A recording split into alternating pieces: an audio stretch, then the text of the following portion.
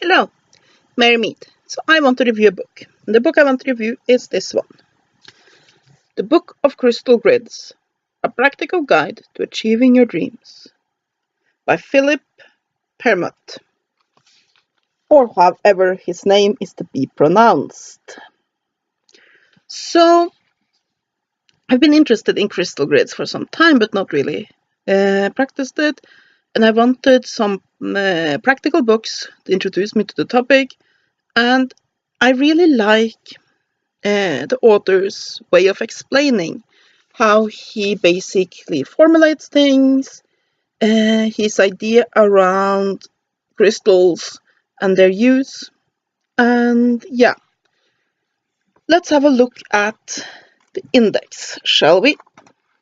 And oh yeah, and the book is gorgeous. There are loads and loads of color pictures of stones. This, of course, means that it is a pretty short read. I read this in an evening because there's so many pictures, but sure, for the topic, I'll take it.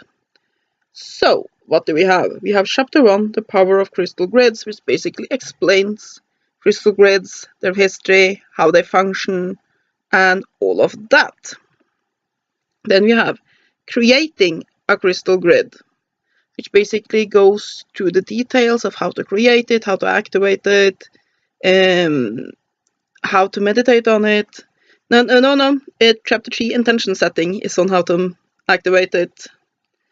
And then we have Crystal Grid prescriptions, which is basically various crystal grids that you can copy and use that are described in this book. And here we come to my problem with this little book. Yeah, quite often, if you have an enormous crystal collection, or if you have your ass full of money, these crystal prescriptions and crystal grids in this book will be awesome. They do seem to me that they should be really effective, and they are looking great.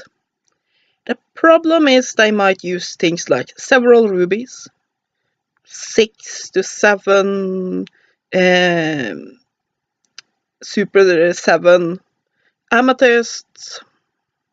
A lot of the stones in here are expensive, and most of the grids requires a lot of stones. Let's show an example, shall we? I mean, some of them are pretty nice and short and simple, like this one. So that's good. But then we have things like this. And it requires a morganite, which can be expensive, 2 rose quartz, but that's negligible, 2 lapis lazuli, also negligible, 2 citrines, also negligible cost, chrysocolla, 4 of them, that can become expensive. The serpentine you can get pretty cheap, you need 4 of those.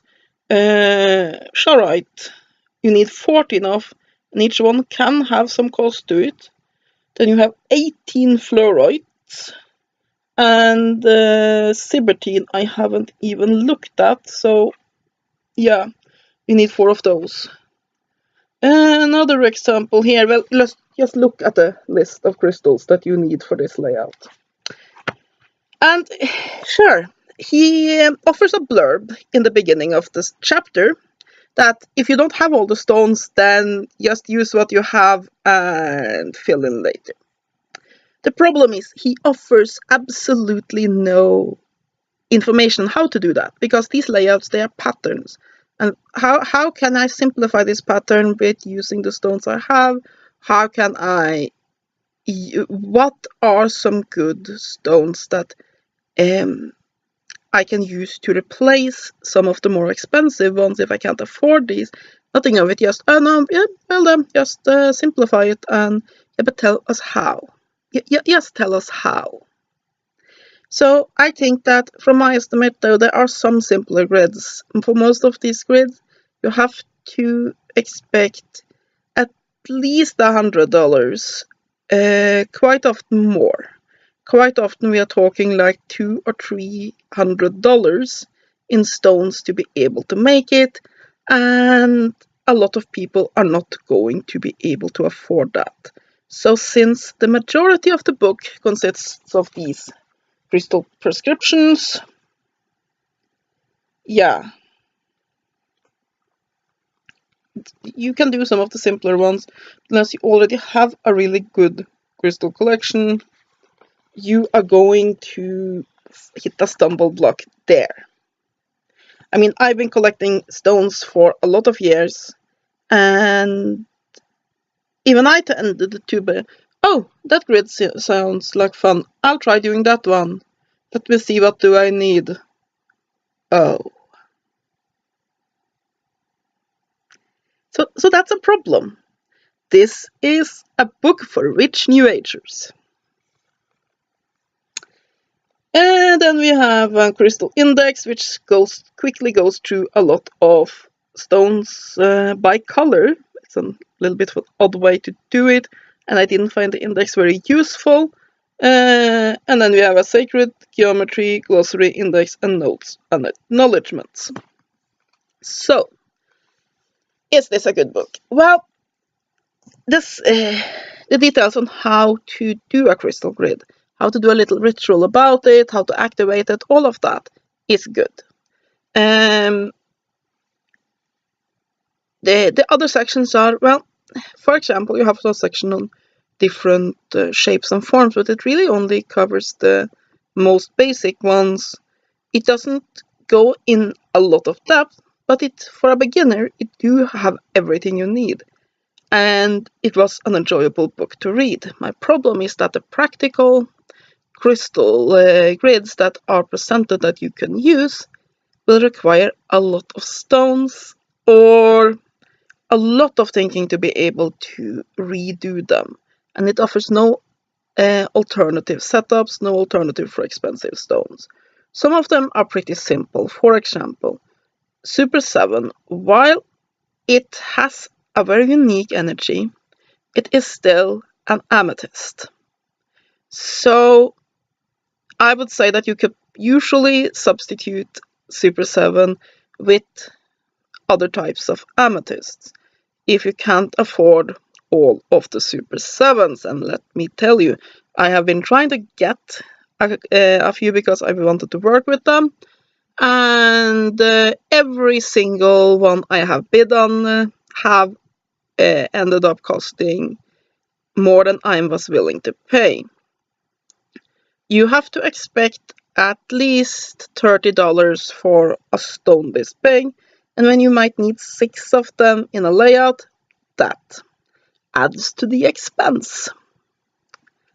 Hi Maud, my cat is coming by wondering what I'm doing. Why are you talking to your computer, Enya? She says.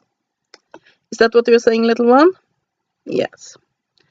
So, I have mixed feelings about this book.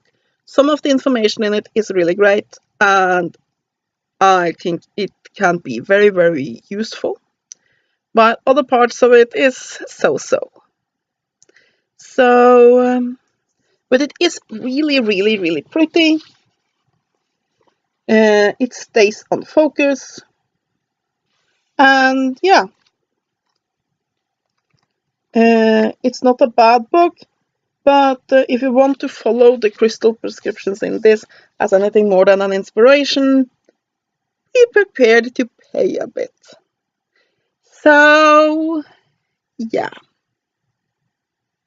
If you're a rich New Ager, this book should be awesome.